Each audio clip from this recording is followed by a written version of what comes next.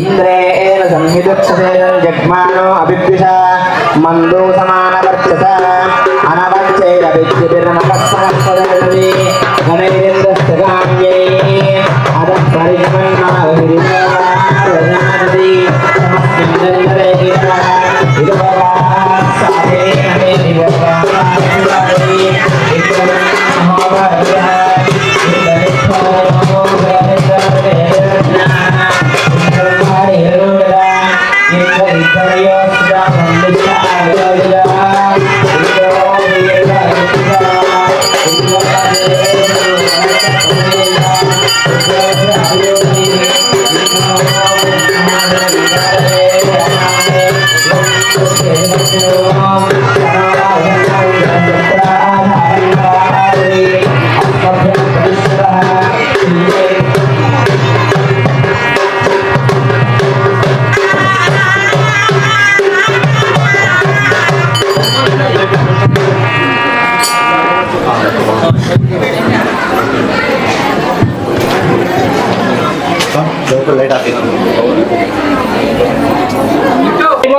सीतारामचंद्र स्वामी की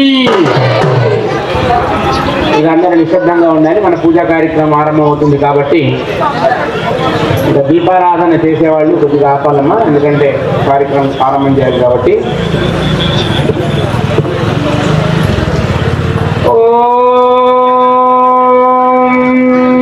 అనుహవం పరిహవం పరివాదాం పరిక్షతం స్వప్నం దురుదితం గద్విషబ్దోదిశాం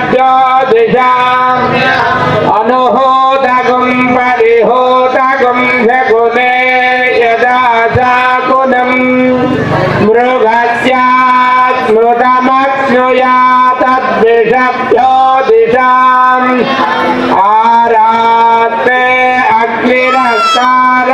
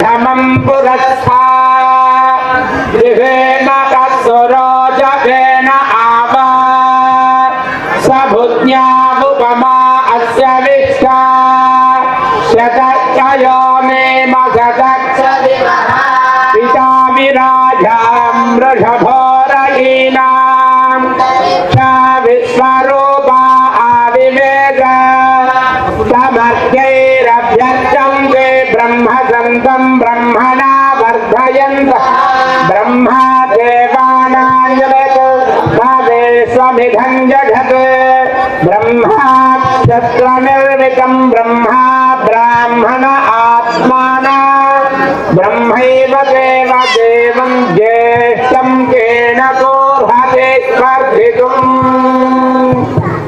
చేతులు జోడించి శ్రద్ధగా నమస్కారం చేసుకొని అనండి ఓం అవ్యయాయ అనంతాయ దివ్య తేజసే నమః. చూడండి, భగవంతుడు ఎక్కడ ధర్మము నిలబడుతుందో, ఎక్కడ ధర్మము యొక్క యోగ్యతలు ఉంటాయో అక్కడ అపారమైన ఫలాలను ప్రసాదిస్తూ ఉంటాడు. పూర్వంలో విదర్భ అనే ఒక రాజ్యం ఉంది. ఆ రాజ్యంలో అపారమైనటువంటి కరువు కాటకాలు ఏర్పడ్డాయి. ఒక బ్రాహ్మణుడు తినడానికి తిండి లేక ఓ 7-8 రోజులు ఆహారం తీసుకోలేదు. అయితే ఆయనకు ఒక ఉపాయం వచ్చింది.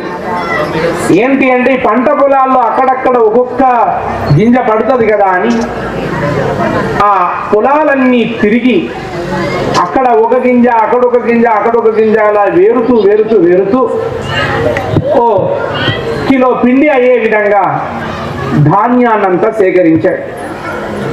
ఇంట్లో ఉన్న వాళ్ళకి ఆహారం వారం రోజుల నుంచి లేదు. అయితే ఆ ఆహారం లేని కారణంగా ఇంట్లో వాళ్ళందరూ చాలా దుఃఖాయసంతో ఉన్నారు. ఇక దాన్ని పిండి పట్టించాడు ఆ పేలాలుగా చేసి. చక్కగా ఇక భోజనం చేద్దాము అనుకునేటువంటి సమయంలో భవతీ భిక్షాం దేహి అని ఒకడు వచ్చాడు. అయ్యా, 20 రోజుల నుంచి నేను భోజనం చేయలేదు, చచ్చిపోయేట్టుగా ఉన్నానండి, నాకు కొంత ఆహారం పెట్టండి అని అడుగుతున్నాడు వాడు. వీళ్ళు ఇంట్లో 4 ఉన్నారు. ఆ బ్రాహ్మడు, ఆయన భార్య, ఆయన పుత్రుడు, కోడలు.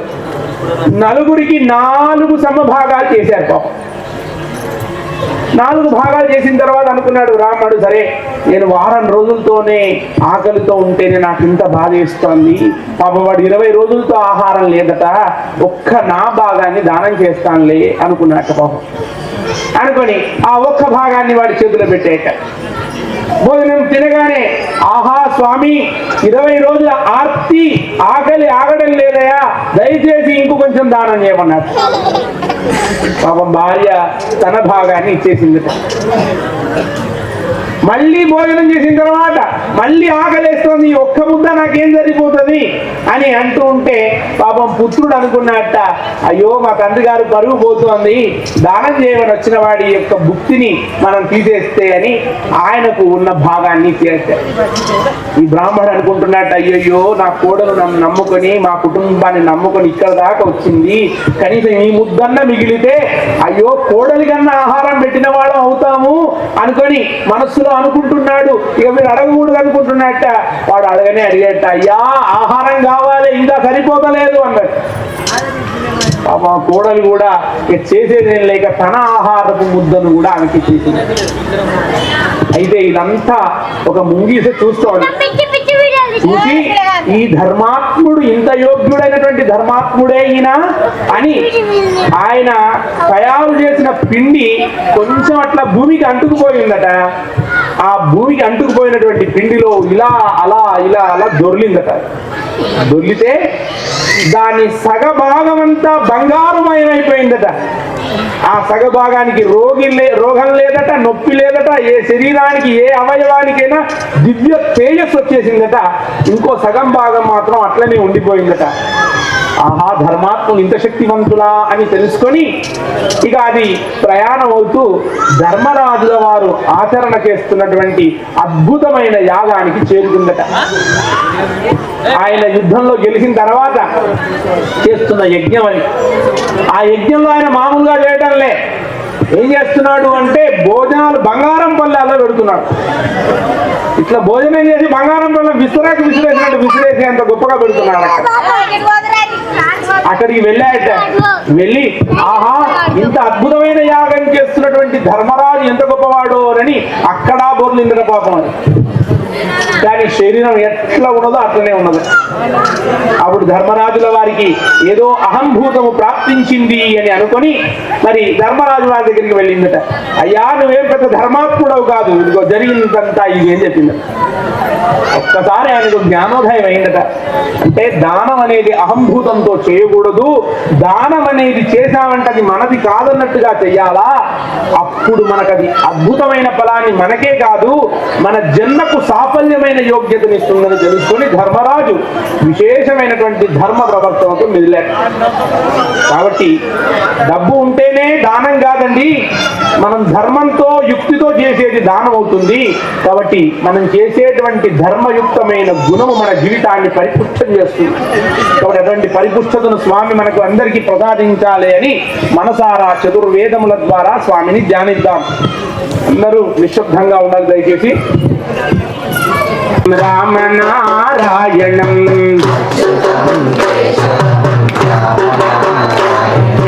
కృష్ణ దామోదరం వాసుదేవం భజే.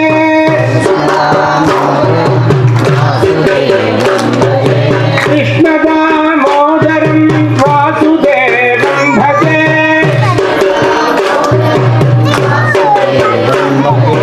రామ రామ రామ హరే, రామ రామ రామ హరే, రామకృష్ణ హరే హరే, గోవింద హరే హరే, గోవింద హరే హరే, గోపాల హరే హరే, మురళీశ హరే హరే, అచ్యుతం కేశవం రామనారాయణం. కృష్ణ దామోదరం వాసుదేవం భజే.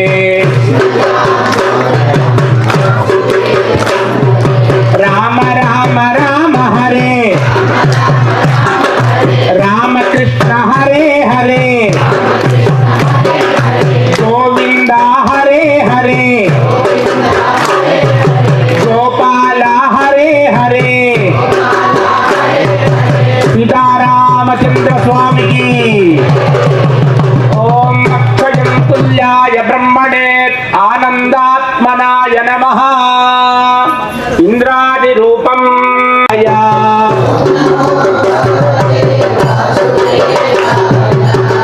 వాసుదేవాయ వైకుంఠాయ.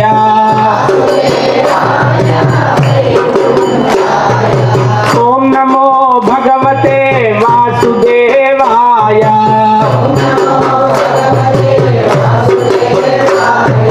వాసుదేవాయ వైకుంఠాయ.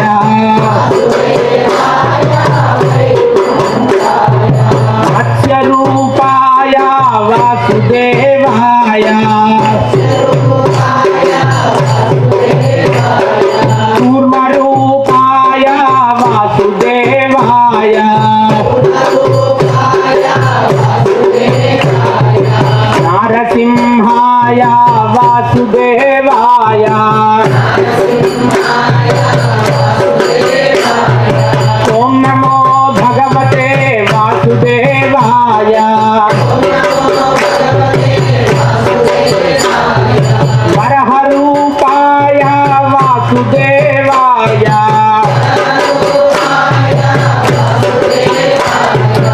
వామనాయ వాసుదేవాయ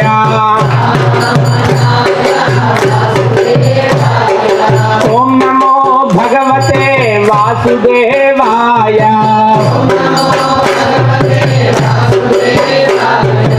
వాసుదేవాయ వైకుంఠాయ పరశురామాయ వాసుదేవాయ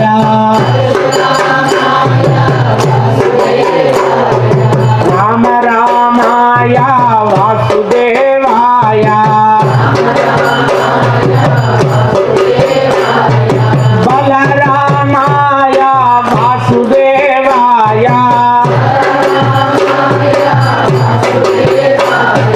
శ్రీకృష్ణాయ వాసుదేవాయ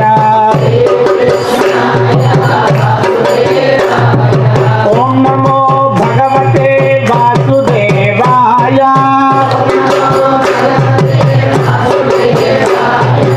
వాసుదేవాయ వైకుంఠాయ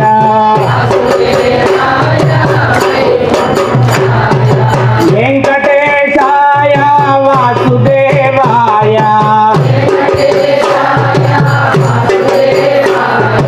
కల్కి రూపాయ వాసుదేవాయ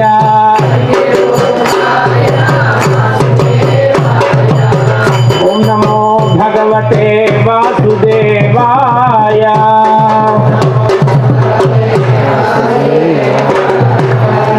అంటే హిందూ ధర్మము అన్ని ధర్మాల కంటే అన్ని మతాల కంటే ఎంతో అడ్వాన్స్డ్గా ఉంది నిజానికి. అంటే దాన్ని ఈ కాలంలోకి మీకు అన్వయం చేసి నేను చెప్తాను. దశావతారాలు ఎట్లా ఉద్భవించాయో మనం తెలుసుకుందాం. ముందుగా మత్స్యావతారం ముందుగా ఆరంభమైంది. కూర్మ, వరాహ, నారసింహ, వామన, పరశురామ, రామ, బలరామ, అట్లాగే కృష్ణ, బౌద్ధ, కల్కి అవతారాలుగా చెప్పబడ్డాయి. చూడండి, ఇవాళ మన సైన్స్లో బాగా చదువుకున్న వాళ్ళు ఏం చెప్తారు? డార్విన్ సిద్ధాంతము చాలా గొప్పదండి అంటారు. డార్విన్ ఏం చెప్పాడు అంటే, ఇదిగో జీవి నీటిలో ఉద్భవించింది అని చెప్పాడు. నీటిలో ఉద్భవించిన తర్వాత జీవి బయటికి వచ్చి నీటి లోతట్టు ప్రాంతాలకు, పైతట్టు ప్రాంతాలకు తయారయ్యే విధంగా తయారైంది. ఆ తర్వాత భూమిపైకి వచ్చి బురదను తిని జీవిగా తయారైంది. ఆ తర్వాత మ్యాన్, ఎనిమల్ లాంటి జీవాలు తయారయ్యాయి. రామాపిథికస్ లాంటి పొట్టి జీవాలు ఉద్భవించాయి. ఆ తర్వాత మనిషి కాలక్రమంలో మరి చెట్లనంతా నరికి మరి తమ ఆవాసాలను ఏర్పాటు చేసుకున్నాడు. ఆ తర్వాత బంధాలను ఏర్పాటు చేసుకున్నాడు. ఆ తర్వాత మరి పశుపాలన చేశాడు. తర్వాత మహాబుద్ధివంతుడై తేజోవంతుడిగా మారాడు అని చెప్తాడన్నమాట. చూడండి, మన అవతారాల్లో మొదటి అవతారం మత్స్యావతారం, నీటిలో ఉద్భవిస్తాయి. తర్వాత రెండవ అవతారము కూర్మావతారం, నీటి లోతట్టు ప్రాంతాలకు వస్తుంది, పైతట్టు ప్రాంతాలకు వస్తుంది. వరాహ అవతారం, నీటిలో ఉండగలదు, బురదను తిని జీవించగలదు, శక్తివంతమైన జీవిగా మానవ పరిక్రమను తెలియజేస్తాడు. ఆ తర్వాత నారసింహ, మ్యాన్ ఎనిమల్గా పుట్టినాడు. తర్వాత వామనుడు, పొట్టి జీవిగా ఉద్భవించినాడు. తర్వాత రాముడిగా పుట్టినాడు, పరశురాముడిగా జన్మించాడు, ఆయన ఆయుధం గొడ్డలి. ఆ తర్వాత రాముడిగా పుట్టినాడు, అంటే తల్లి తండ్రి భవబంధాల యొక్క యోగ్యతను తెలిపినాడు. తర్వాత కృష్ణుడిగా, బలరాముడిగా వ్యవసాయాన్ని చేసినాడు, కృష్ణుడిగా పశుపాలన చేసినాడు, బుద్ధునిగా జ్ఞాన సంపదను చేసినాడు, కల్కిగా దుష్ట సంహారం చేస్తాడు. ఇది డిస్ట్రాయిడ్ అయిపోతుంది, మళ్ళీ తిరిగి మళ్ళా ఏర్పడుతూ వస్తుంది.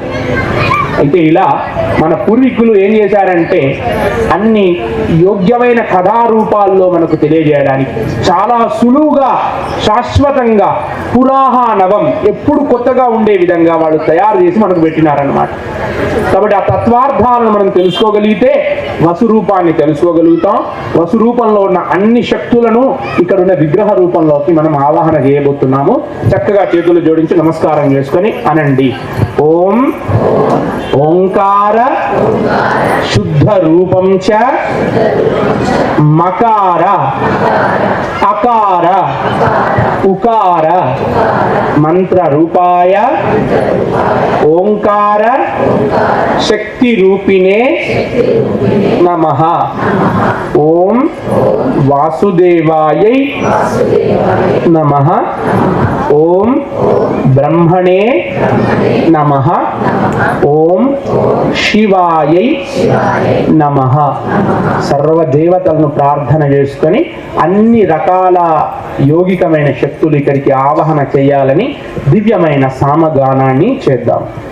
ఓం కోడమధ్యభాగం సురే త్రిణీపఠా విదత్వమే విష్ణుగోపా అదాభ్య తతో ధర్మాణి ధారయన్ ఆపః పునందు పృథివీ పృథివీ పూతా పునాతు మాః పునందు బ్రహ్మణస్పతి బ్రహ్మ పూతా పునాతు మా ఆపో హిష్టామయో భువస్థానః పూర్తే దదాతనః మహేరణాయ జక్షురే యోవా సత్యభాజాయ దేహనా వృదిరీవ మాతర తస్మారంగ మామావో యస్యక్షయాయ జిన్వదా ఆపో జనయదాచనః. అందరూ చేతులు చూడము ఉండేదట. ఏంటంటే 1 కోటి రూపాయలు ఉంటే ఒక జెండా ఎగిరేదట, 2 కోట్లు ఉంటే 2 జెండాలు ఎగిరేది. పాపం ఒకటి ఇంట్లో అందరికంటే చాలా ఎక్కువగా 1000-2000 జెండాలు ఎగురుతున్నాయిట. ఆ 2000 జెండాలు ఎగిరే వాడి ఇంటికి ఒక సాధువు ఒకరోజు వెళ్ళాడట. వెళ్ళి, అయ్యా నేను మీతో మాట్లాడడానికి వచ్చినానన్నాడు. అనగానే వీడెవడో ఏదో అడగడానికి వచ్చినట్టున్నాడు, ఏదో చందానో బిందానో అనుకొని, యజమాని లేడు, నువ్వు ఇక్కడ నీ పనేం లేదు, నువ్వు బయటికి వెళ్ళిపోవాయా అన్నాడు. పాపం సాధువు, యజమానికి చాలా గొప్ప మేలు చేద్దామని వచ్చానండి, కానీ పాపం ఆయన దురదృష్టవంతుడు అని వెళ్ళిపోతున్నాడట. ఏంటా మేలు అని త్వరగా వచ్చాడు. యజమాని లేడు కదండి, నేను చెప్పను అన్నాడు. నేనే యజమానినయ్యా అని చెప్పగానే, ఏం లేదండి, మీరు ఇప్పటి నుంచి ఖచ్చితంగా 7వ రోజు పలానా 7:15 చచ్చిపోబోతున్నారండి. 7:16 ఒక చిన్న గుండుపిండి ఇస్తాను, ఇది తీసుకొని 7:16 నాకు ఇవ్వవలసింది అన్నట్టు. అన్నాక, నేను చచ్చిపోయిన తర్వాత ఈ గుండుపిండిని ఎట్లా తెస్తానయ్యా అన్నట్టు ఆయన.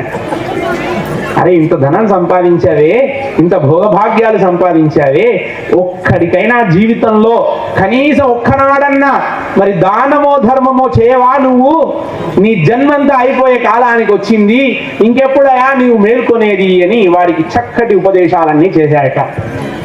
చేసిన తర్వాత గురువు చెప్పిందంతా విని చాలా అద్భుతమైన జ్ఞానోదయం అయిందట ఆయన. అయ్యి ఏమనుకున్నట్ట అంటే, నేను దానం చేయాల అంటే, నేను దానం చేస్తే ఎట్లుండాలి మరి? ప్రపంచంలో అందరూ చెప్పుకోవాలి, అంత గొప్పగా ఉండాలనుకొని ఏం చేసిందట అంటే, బంగారం దానం చేయడం మొదలుపెట్టింది. పెద్ద పెద్ద బంగారు కడ్డీలు తెప్పించి ఒక్కొక్కడికి ఇస్తున్నాడట. ఒకటికి 2 కడ్డీలు ఇచ్చాట. 2 నాణాలు తీసుకున్నటువంటి వాడు అనుకున్నాడట, ఈ పిసినారికి సత్యకాలం వచ్చినా ఇంకా వీడికి పోలేదు, ఇంకో 2 ఇస్తే మంచిగా ఉంటుండే, నా ఇల్లు అయిపోతుండే అన్నాడట. ఒకడికి 4 నాణాలు ఇచ్చాడట. ఏమనుకుంటాడు అని, అరే ఇంకో 4 నాణాలు ఇస్తే నా బిడ్డ పెళ్లి అయిపోతుండే, ఈ దరిద్రుడు సత్యకాలం వచ్చినా ఇంకా ఇట్లనే చేస్తున్నాడు అన్నాడు. అందరూ ఎవరికి ఏ దానం చేసినా కూడా ఎవడు కూడా మెచ్చుకోకపోగా ఇంకా లోపల తిట్టుకుంటూ వెళ్తున్నాడట. ఎవరెవరు ఏం తిట్లు తిట్టారని అక్కడ ఉన్నటువంటి వాళ్ళందరూ రాసుకుంటున్నారట. ఇక పాప ఆయన మళ్ళా బాధపడిపోయి పాపం గురువు గారి దగ్గరికి వెళ్ళి, అయ్యా నువ్వేమో దానం ధర్మం చేయమంటివి, నన్నేమో అందరు ఇట్లా తిడుతున్నారు తప్ప ఎవడు కూడా నేను సహాయం చేసినా కూడా గుర్తుంచుతలేరయ్యా అని చెప్పినాడు. ఇట్లా కాదురా నాన్న, నువ్వు చేయాల్సిన మొదటి పని ఏంటిది? దానాల్లో ఉత్కృష్టమైనది అన్నదానము, అది చేయి ముందుగా అన్నాడు. ఒక మంచి అద్భుతమైనటువంటి ఒక ప్రాసాదాన్ని ఏర్పాటు చేసుకొని అనేక రకాలైనటువంటి వంటలన్నీ వండించి అద్భుతంగా పెట్టాడు. ఎంత తింటామండి? ఇంత తినేవాడు ఇంత తింటాడు కావచ్చు, ఇంకా అంతకంటే అయితే తినలేం. తిన్నవాడల్లా, అబ్బా నేను ప్రపంచంలో ఇంతవరకు ఇన్నిసార్లు ఎన్నో రకాల పదార్థాలు తిన్నా కానీ ఇట్లాంటి పదార్థం ఎప్పుడూ తినలేదని, అరే నాకు భోజనం పెట్టిన వీడు చల్లగా ఉండాలని అందరూ ఆశీర్వదించుకుంటూ వెళ్ళారు. ఒకటి లోకంలో మనం ఏమి సంపాదించినా అది శాశ్వతంగా ఉండదు. కానీ మనం పెట్టిన అన్నదానం అనేది ఎలాంటిది అని అంటే సర్వ జీవకోటికి యోగ్యతనిచ్చే. కాబట్టి అందుకే దానికి అంత ప్రాధాన్యత ఉంది భూమి మీద.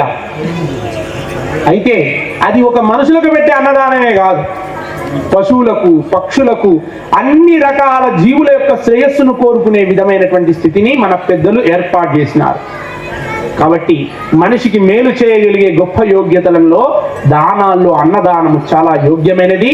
అయితే మనం ఉద్భవించడానికి, మనం పుట్టడానికి కారణము అన్నమై ఉన్నది, మనం మరణించడానికి కూడా కారణం అన్నమే అయి ఉన్నది. కాబట్టి దాన్ని మితంగా స్వీకరించి దాన్ని యోగ్యంగా వాడుకుంటే విశేష పుణ్యం లభిస్తుంది.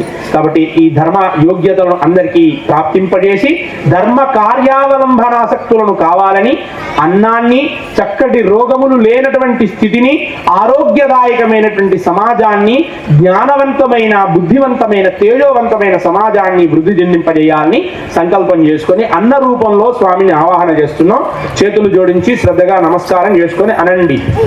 మయాహ సర్వ రోగం చ నాశయామి మమ ఆరోగ్యం సిద్ధిమే బుద్ధిం జ్ఞానం అనంత ఐశ్వర్య వృద్ధిమే సర్వదేవ రూపం చ అన్నాయ బ్రహ్మమయే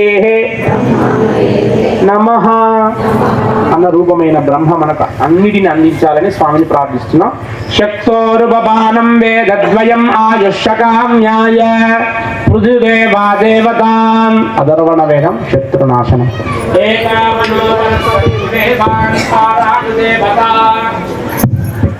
ఓం అమోర్యాయంతి ప్రజాననో రజ్ఞేః ఆదుష్టం సోమకారిణేతి విభవత్యానపనాయ యో అధీనో దేవం సర్వాభ్యమానం శక్యే ఉపధనో సర్వగాః ఏకామనో ఏవమన్వధాతారాయ ఏషాం యజ్ఞస్య శుభగే తాం తన్వై మిత్రో రగ్నేతి ఇంద్రాభ్యమాన సర్వాః ఏవాం విభవో ప్రజాకుం దేవతాయ ఏతా వృష్టిర్భజుషంభధాపదాని తస్మాదఖిలాయ దేవో అనుదత్తాయ నమః పరమం దేవతేజసీం ఆయుష్కారాయై నమధ్వాం అగ్నోరధ్వమంత్రాక్షరాయ ఏవం శుభగే తాం తన్మిత్రాయై నమః.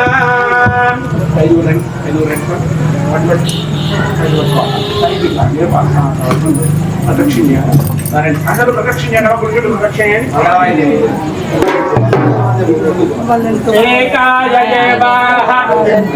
ప్రదక్షిణ చేసి హోమకుండా యాగశాల దగ్గర రండమ్మా. యాగశాల దగ్గర